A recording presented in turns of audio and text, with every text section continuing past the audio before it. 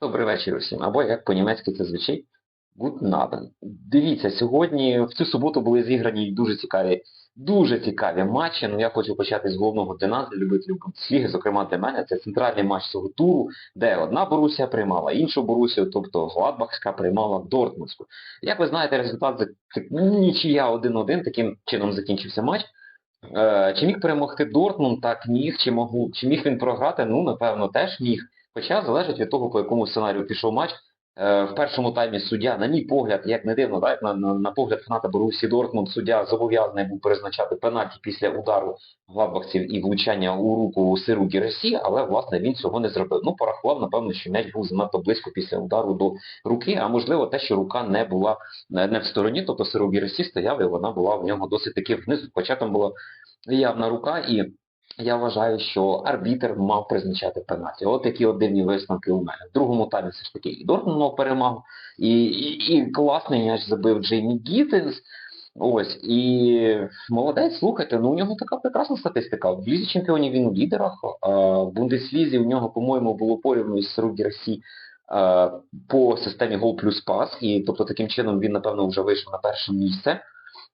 По голам він програвав Сиру Гірасі декілька м'ячів, класний гол забив, змістився зліва в центр, йому ніхто, власне, не завадив, і розкішним ударом від перекладини забив свій гол. Досить погано, слухайте, ну погано зіграв, на мій погляд, напевно, один із своїх таких найгірших матчів зіграв Паскаль Грос, і не тільки через те, що він привіз той пенальті в ситуації, яка, можливо, десь того і занадто і не вимагала.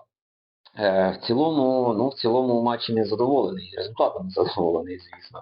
Матчем задоволений, тому що таких великих прям провалів не було. Я щойно говорив про Паскаля Гроса, але це знову таки на моє таке бачення. Тобто говорити про те, що він там, ай-яй-яй, страшно провалився. Ні, на фоні інших гравців, напевно, йому десь не вистачало швидкості, впевненості.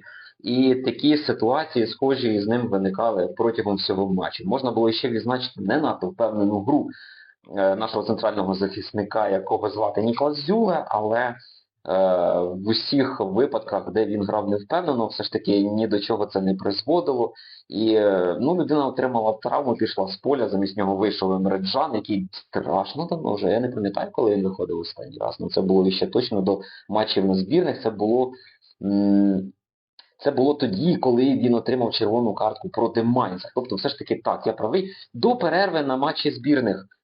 Тепер вважайте 2 тижні матчі збірних, плюс на тому тижні вони грали вони грали проти Фрайбурга, потім вони грали проти Баварії, вони грали в Лізі чемпіонів проти Загребом. Дивіться, вже стільки футбола цього дивлюсь, що я не можу. Вони грали, і всі ці матчі він не виходив, і ось він вперше вийшов, власне, на заміну, і тільки через травму. До речі, вийшов, досить непогано, звісно, людина зіграла там, я не знаю, півгодинки, але ніяких таких провалів не було, в цілому впевнена гра. Хочеться відзначити, вкотре Юліана Рюрсона, того ж самого Джеймі Гіттенса, за версією Кускорик, він став найкращим гравцем матчу.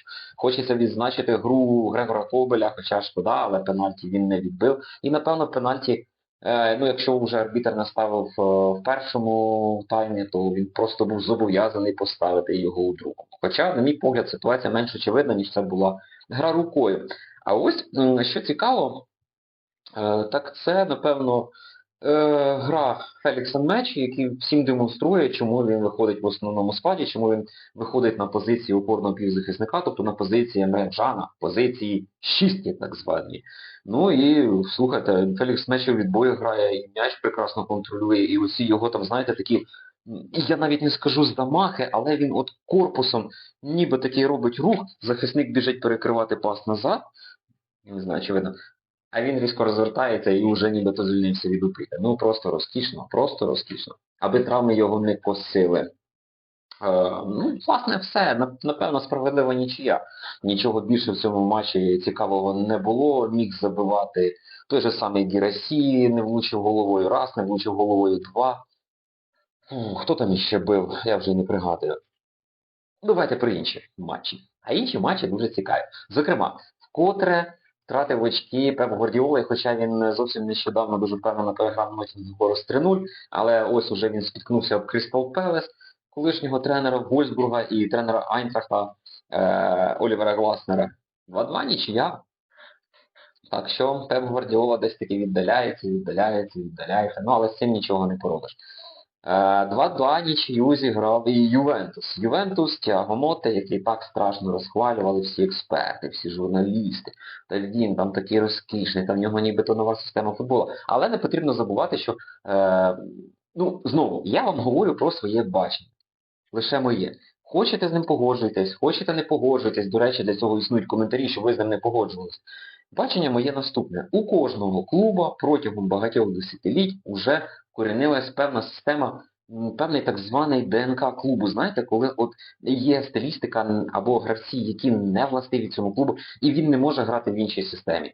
І от так само я вважаю, що той футбол, який нав'язує Тіаго Мотте, він Ювентусу не підходить. Так само, як Борусії не підходить багатокатання, Дортмунду не підходить той футбол, який, напевно, ставив і Томас Тухель. До речі, він ставив його досить таки і непогано. Так що можете зі мною тут теж поспорити, але все ж таки Дортмунд, ну, напевно, десь хочеться, може це знову моє бачення, не таким його хочеться бачити, і е, може і Борусія не добивалася таких прям супер грандіозних результатів, якраз із цим футболом. Я згадав Дортмунд, я згадав Ювентус, да, от чому все-таки Ювентус, Італія, це більше про оборону, хоча не завжди, ну, є у нас такий стереотип, але про Ювентус точно. Плюс, це те саме, знаєте, ну, але знову приклад, от Барселоні все ж таки зміг поставити Йохан Кройф ці перепасовки, колись ще кажуть, дуже-дуже давно. Звісно, я цих матчів не бачив, їх не показую, так взагалі футбол тоді був іншим, але Барселона на той момент, ну, говорять, вона не грала в той футбол, який вона грає зараз, який ми вже звикли там бачити за 30-35 років. Так, я футбол дивлюся вже, ну, близько 30 років. Починаючи з 94 по 97 рік, звісно, менше, а вже з 97-го року дуже і дуже активно. Барселона свій футбол, там Ліверпуль. Ну, от, до речі, Юрген Клоп, ну, не ставив там прям щось нове.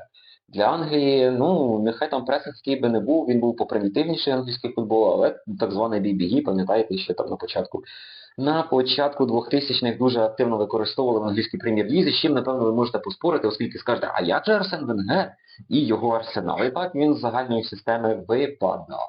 Ну, англійський футбол вже зовсім інший, там і тренерів то англійських не залишилось. Або один, або взагалі жодного, здається, не хочу брехати. Ну, а Еді Хау, напевно. Але це не точно. Еді Хау, який Ньюкасл тренує.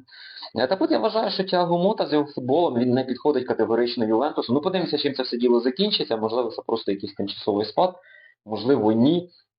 Можливо, він просто відтренує, його не буде звільнено, але нічого толкового він, чи там грандіозних успіхів якихось добитися не зможе. Як той же самий Антоніо Конте, або... Бачите, вже забуваю. Алесандро, не Алесандро. Та дивіться, звільняли перед Тіаго Мото, він там декілька разів приходив. Забув, обов'язково напишу сюди, або напишіть краще ви. Барселона вкотре тратили очки. І це теж дуже цікаво. Нібито такий занадто агресивний футбол. Нібито повернувся після травми і Ламін Ямаль, який, ну, класний матч видав, але знову Барса не виграв. Знову втрата очок, і зараз, от прямо зараз грає Реал Мадрид і Жирона, і Реал Мадрид має всі шанси цю ж саму Барселону обійти і очолити тишком-нишком, от бачите, тихенько. Тому я кажу всім, не потрібно ніяк там хайпувати, не потрібно кричати, що от одна команда провалилася, інша не провалилася, та демонструє такий футбол. Зараз осінь, зараз тільки листопад, і зрано робити ще якісь висновки. Той, хто виходить там на певний пік форми, він потім дуже легко після Нового року може піти вниз, і весною вже зовсім інші команди будуть домінувати. От такі от речі, огляд, до речі, Барселони і Бетіса я вам дуже і дуже раджу подивитися. Цікавий навіть огляд. Баварія виграла черговий матч. Ну, я не знаю, про що з вами ще говорити. Так що буду казати папа, вам тихої всім ночі, любіть футбол, дивіться його. Скоро нас чекає Ліга Чемпіонів. Такі справи я ще скоро вийду в ефір і, можливо, навіть візьму одне цікаве інтерв'ю. Якщо, звісно, ця людина погодиться, бо ми тільки, так сказати, на стадії переговорів. Все, па-па.